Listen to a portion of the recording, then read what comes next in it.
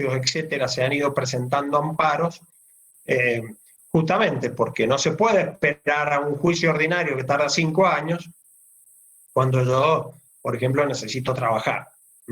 Entonces, no puedo esperar a que termine el juicio después de 4 años porque me han cerrado el negocio y bueno, no se puede trabajar. Y yo entiendo que mi actividad es una actividad que no causa riesgo, etcétera, entonces puedo pedirle a un juez que me habilite, por ejemplo, una actividad. Esto podría ser hoy un ejemplo de una acción de amparo. Por ejemplo, en la innumerable cantidad de crisis, cuando hay crisis, estos son, digamos, las herramientas que tienen los ciudadanos para protegerse. Por ejemplo, en el 2002, que fue el corralito, ¿no es cierto?, y la especificación, la gente que tenía sus ahorros en los bancos justamente planteaba estas acciones de amparo para que le devolvieran sus ahorros y a las pruebas, ya sean pesos o en dólares, depende. Esta es la manera que nosotros... Entonces, son las garantías para proteger esos derechos. ¿Por qué? Pues si solamente hacemos un decálogo de derechos, hacemos un listado de derechos y no decimos cómo protegerlos, se queda en la mitad del camino. Entonces, esta es la posibilidad entonces, de proteger los derechos. Bueno, vamos un poco a lo que ya habíamos empezado en la clase pasada. Si tienen alguna pregunta sobre esta primera parte que hemos visto, mientras me tomo un matecito. Pregunten nomás. Tengo una duda del habeas corpus. ¿Cómo es que se aplicaba si no se necesita juez? Como que cualquier persona lo puede presentar. Sí, esto es muy sencillo. Porque, a ver, que el habeas corpus puede ser resuelto de oficio. ¿Esto qué quiere decir?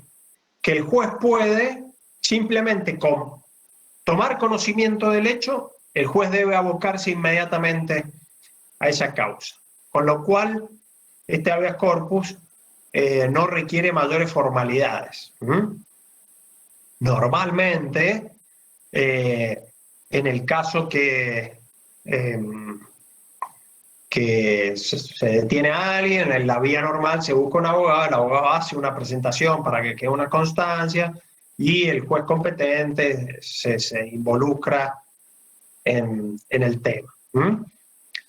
También hay, no les quiero complicar tanto y meterles tantas cosas, pero sí los que más se han conocido ahora últimamente son los habeas corpus que plantean el último tema que se planteó también muy conflictivo, que dio lugar a muchas controversias, fue habeas corpus que planteaban los condenados o los que estaban presos, privados de la libertad.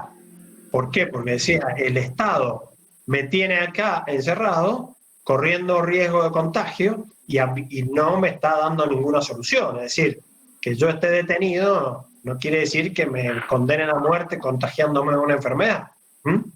Bueno, ese es un poco el argumento, planteaban habeas corpus. Y acá, ¿se acuerdan? Hace unos meses se armó un gran revuelo porque se planteó la posibilidad de liberar a muchos presos.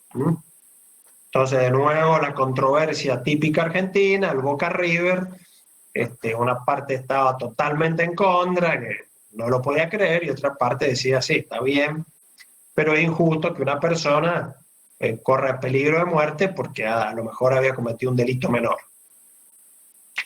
En realidad, la solución, todos tienen parte de razón, ¿no es cierto?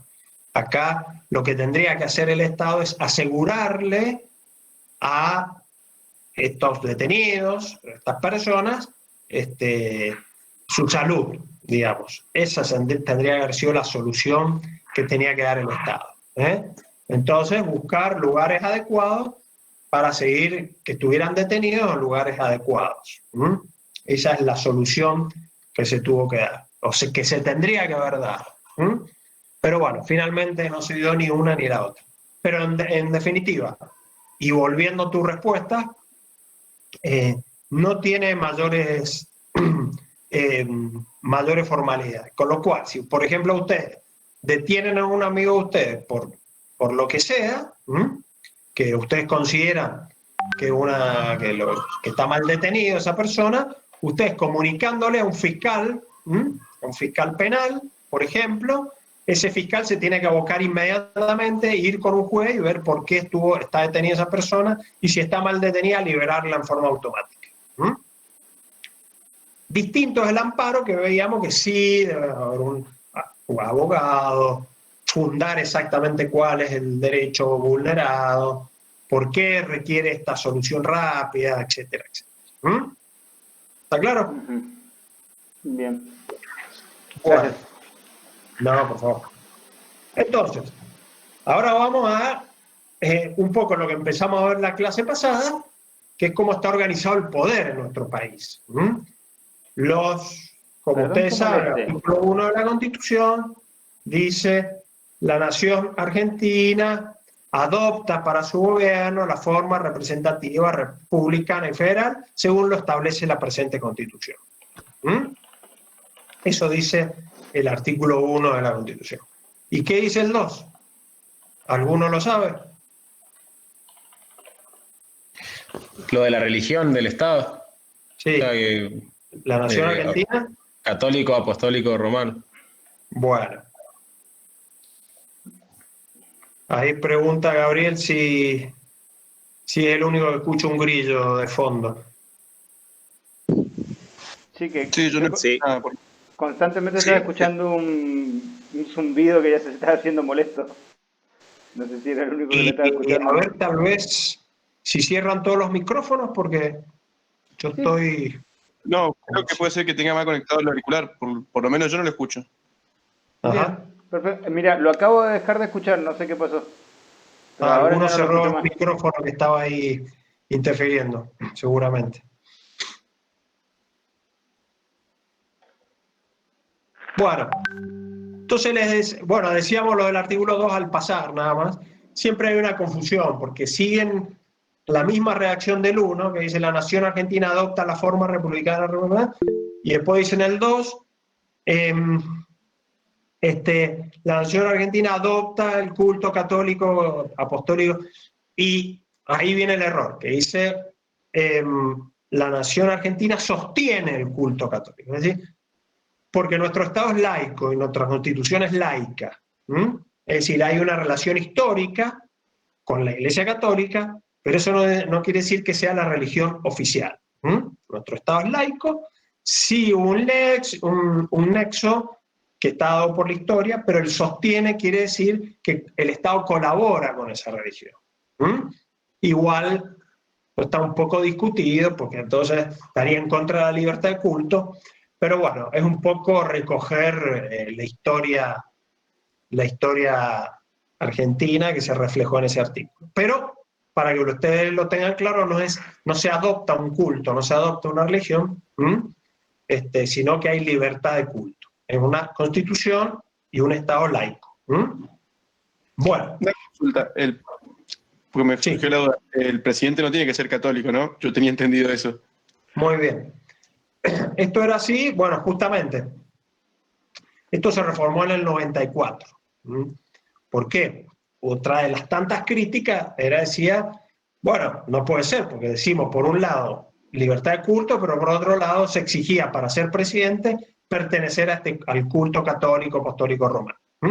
Esto se reformó en el 94 y se dejó sin efecto. Entonces ahí ya es más clara la libertad de culto. Ya no está este requisito. Muy bien, muy buena tu pregunta. Bueno, entonces, representativa, republicana y federal. Representativa se gobierna a través de los representantes. Es lo que se llama la democracia representativa. Nosotros, el poder reside en el pueblo y el pueblo lo delega a sus representantes. Esto es la forma representativa.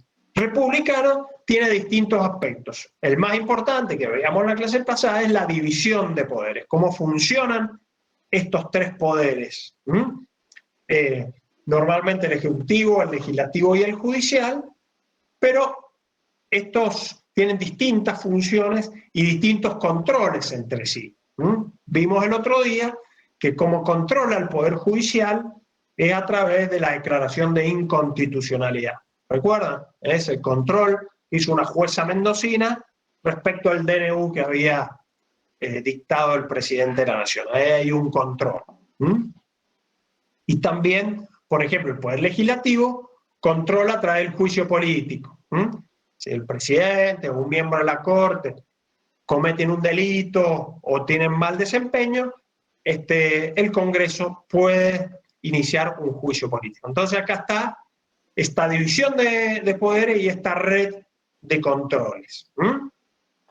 También otra característica del sistema republicano es que los cargos duran un determinado tiempo, un plazo determinado.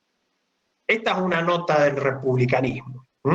Es decir, por ejemplo, el presidente 4 años con la posibilidad de una sola reelección, lo mismo los diputados, los senadores son 6 años, pero ponerle límites a las reelecciones es típico, es una nota clásica del sistema republicano. Otra nota también es la igualdad ante la ley. Es decir, que todos los ciudadanos somos iguales ante la ley. Esto es lo que veíamos más temprano. La Constitución le reconoce todos estos derechos a los ciudadanos para que puedan hacerlos valer. Todos estos derechos. Después, de acuerdo a la pregunta que me hicieron más temprano, respecto a los derechos sociales, se da un paso más allá y se habla de la igualdad de oportunidades. Es decir, ya al Estado moderno, no se le pide solamente que respete mis derechos individuales, sino que tenga una actividad, que tenga una actitud de hacer valer los derechos sociales. Por ejemplo, los derechos del trabajador, que no se excedan las jornadas, que se pague por lo menos el sueldo mínimo, así que no haya un abuso de parte del empleador. Esto es un poco lo que se debe garantizar ahora este nuevo principio de igualdad. Bueno, y por último la responsabilidad de los funcionarios, que era lo que decíamos recién con el juicio político. Si un funcionario cometió un delito, un mal desempeño, se tiene que hacer responsable de las consecuencias. Y por último, el sistema federal es que la nación está dividida en provincias y esas provincias tienen autonomía, tienen facultad para dictarse su constitución, elegir sus autoridades, cobrar impuestos, tener su propia administración. Esto es de la esencia del sistema federal. A diferencia de la confederación, que tiene muchos más derechos. ¿Alguno sabe algún ejemplo de confederación moderno? Yo no.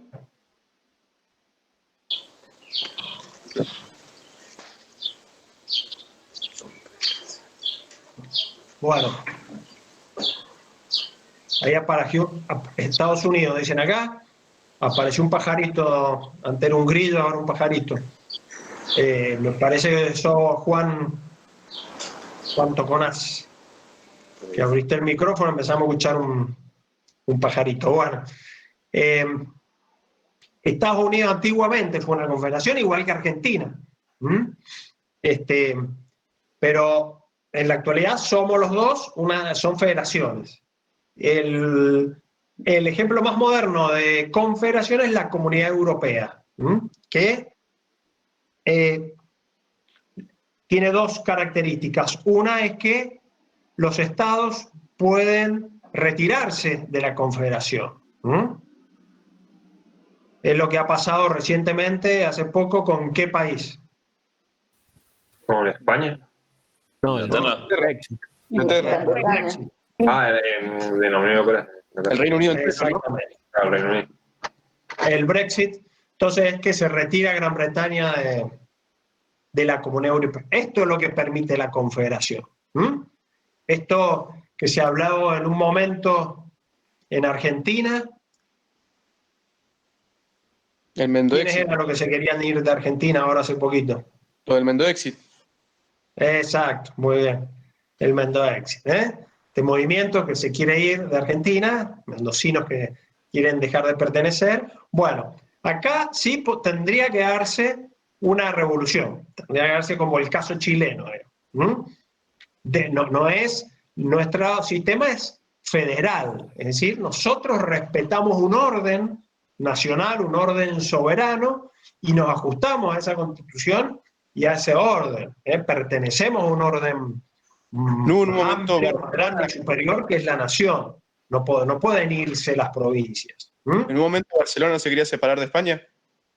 Claro, bueno, ahí tendrías un ejemplo parecido a esta idea del Mendoexit, porque pertenecen a un Estado nacional. En cambio, las confederaciones sí se pueden separar. Y también pueden no acatar ciertas y determinadas normas. Por ejemplo, los ingleses, a pesar de estar en la Comunidad Europea, seguían teniendo su moneda. Tenían los pounds, los peniques, los chelines y las libras esterlinas.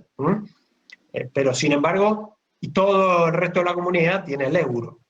Bueno, esa es la confederación. La nuestra es una federación, un sistema federal que pertenecemos a un orden más amplio y superior, que es la nación argentina. Si quieren hacer realidad este sueño del Mendoexit, hay que hacer una revolución. Es decir, no va por los canales constitucionales. Bueno, como hablábamos más temprano, la democracia directa que existió en Grecia, ahora lo que puede darse son mecanismos semidirectos, como dice ahí, que es el plebiscito, el referéndum, cuando se hacen consultas al pueblo para decidir algunos temas. Esto ya está en la Constitución Nacional, pero tristemente no se usa nunca. Desde el 94 hasta la fecha no se ha hecho ninguna consulta. La República, ya dijimos cuáles eran las características fundamentales, igual que el sistema federal. Profe, Sí. ¿hay algún caso de democracia totalmente indirecta en la actualidad? ¿O no existe? No, hay semidirecta, me preguntás. Mirá, está muy desarrollado en Suiza, por ejemplo, en algunos cantones suizos.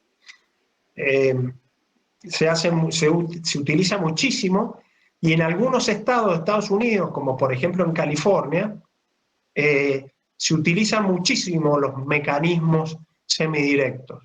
En cada elección, si ustedes toman atención, siempre hay un montón de preguntas que se le hacen al pueblo. Además de votar por el gobernador de California, hay un montón de preguntas y el pueblo empieza a decidir temas que está bueno que los decida el pueblo, porque son temas de sentido común. Por ahí hay temas técnicos que no tiene sentido que se le consulte al pueblo. Pero hay temas que tienen que ver más con los valores individuales, etcétera, que se pueden someter a la decisión del pueblo. Por ejemplo, en California se pregunta cada rato sobre la legalización de la marihuana, sobre el aborto, sobre el matrimonio de personas del mismo sexo. A cada rato se hace este tipo de preguntas que son, digamos, las típicas preguntas de los plebiscitos. Profe, Sería muy difícil hacer una consulta sobre temas más técnicos, digamos, ¿no?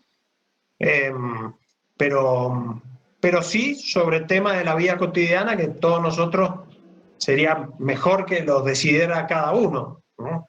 Y no el Estado paternalista que siempre está tentado a decidir todo. Y también se da mucho, y eso es muy bueno, a nivel municipal, en muchas comunas de Estados Unidos, para decisiones incluso más, digamos, más terrenales y más de la vida cotidiana. Por ejemplo, no sé, qué destino darle a un predio público. una cancha de fútbol, poner jueguitos para niños, poner un lugar para la gente mayor para que vaya a leer al diario, hacer un estadio para poder ver el equipo de fútbol del pueblo, qué sé yo.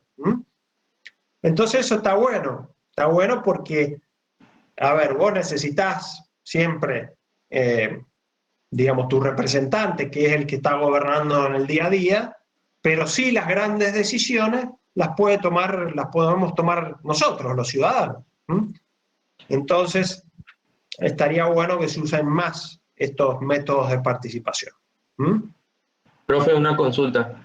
Sí. ¿Quién decide si se deben hacer esas participaciones así semidirectas? Porque si no se han hecho nunca hasta ahora, Sí. el pueblo no puede reclamar, aunque quiera decidirlo, que se le dé la oportunidad, digamos. Claro. Bueno, porque no hay una tradición democrática en Argentina, a pesar de que ya llevamos bastante tiempo, no maduramos en ese sentido. Yo creo que esto tendría que nacer de la clase política, ¿no es cierto? Pero, a ver, la forma de hacerlo, habría dos canales. Uno a través de la participación, a través de movimientos populares, y si no, a través de lo que se llama la iniciativa popular, que es otra forma de participación. Los ciudadanos pueden presentar proyectos de ley y el Congreso está obligado a tratarlos siempre y cuando tengan un mínimo de adhesiones. Entonces, esa puede ser otra vía de participación. Y pedir a los gobernantes que los apliquen, que los consulten, digamos. Bueno, gracias. Esta sería la manera. Buenísimo. Bueno, ¿están viendo ahí el Power? Sí. Perfecto. Bueno, como habíamos dicho, el poder tiene esta división clásica en legislativo, ejecutivo y judicial. Entonces, esta es la manera de ponerle un límite al poder. Entonces, no solo lo dividimos, sino que hacemos esta trama de controles entre los poderes. Esta es de la esencia de la República. Vamos al poder legislativo. Vamos a ver el poder legislativo y con esto vamos a concluir la clase de hoy, así se toman un descansito para esperar al doctor Romero Dey. Entonces, como sabemos, nuestro sistema es bicameral. Obviamente, tenemos dos cámaras, senadores y diputados. Bueno, ¿para qué tendremos dos cámaras? ¿Qué les parece? ¿Sirve para algo? ¿No sería mejor tener una, tener menos gente, menos sueldos? ¿Tendrá algún sentido esto? ¿Qué te parece? Las dos cámaras. ¿Cómo? Tienen funciones distintas las dos cámaras, protegen intereses distintos. Bien, perfecto. Esa es la respuesta. Primero, ¿por qué deberían proteger intereses distintos? Porque los senadores, en teoría, representan a las provincias y los diputados a la nación. ¿Por qué digo en teoría? Porque muchas veces esos senadores responden más a las instrucciones y órdenes de los partidos políticos que al interés de la provincia. Es inentendible como algunos senadores de las provincias no estén preocupados por leyes o por, no sé, obras públicas que benefician a su provincia. Cuando esa es su función, no cumplir órdenes de la jerarquía o de los puestos jerárquicos de su partido político, sino defender los intereses provinciales. Esa sería su función primordial. Eso es un poco la crítica que se le hace a como los senadores salen en definitiva de los partidos políticos, después tienen que, en lugar de defender a las provincias, terminan respetando más las órdenes de los partidos que el pedido del gobernador. Antiguamente, los senadores los elegían las legislaturas provinciales. Entonces ese senador tenía mayor vínculo con la provincia. Hoy, como lo eliges, tal vez sea más democrático, porque lo elige el pueblo a través del voto, pero ya la ligazón no es tanto con la provincia, sino con el partido que lo eligió. Ese es el problema. Y después, muy bien, como decía su compañero, tenemos distintas funciones. Vamos a ver ahora, en diputados y senadores, qué atribuciones exclusivas tienen cada uno. Entonces, ya dijimos, diputados representan al pueblo, a la nación. El número de diputados por provincia es de acuerdo a la cantidad de habitantes. En el caso de Mendoza tenemos 10, pero se toma en cuenta el censo que se hizo en el 80. No es que sea el último, sino es el que se tiene en cuenta. Por eso tenemos, dice la ley, que es un diputado cada 161.000 habitantes. En ese momento, en ese censo, Mendoza tenía más o menos 1.600.000 y tantos.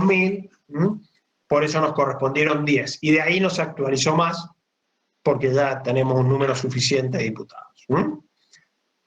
En cuanto a la elección es directa, lo elige el pueblo a través de su voto y se elige a través del sistema proporcional. Es decir, que las bancas, por ejemplo en Mendoza, estas bancas se van a repartir entre los partidos de acuerdo a la cantidad de votos que obtenga cada uno. Por eso se le llama proporcional. De acuerdo a eso se reparten las bancas. Por ejemplo, en la última elección, de los 5 diputados que elegimos, 5 porque se renueva la Cámara por mitades. Entonces cada 2 años elegimos 5, que duran 4 años. Entonces, por ejemplo, la última sacó 2 el radicalismo, 2 el justicialismo y 1 protectora. Así se distribuyó, porque de acuerdo a la cantidad de votos. Y en senadores, que hay 3 por provincia, 2 por la mayoría y 1 por la minoría. Entonces, en esa oportunidad, que ganó la elección, que fue el radicalismo, se llevó 2 senadores, y el que salió segundo, que fue el justicialismo, se llevó 1 senador.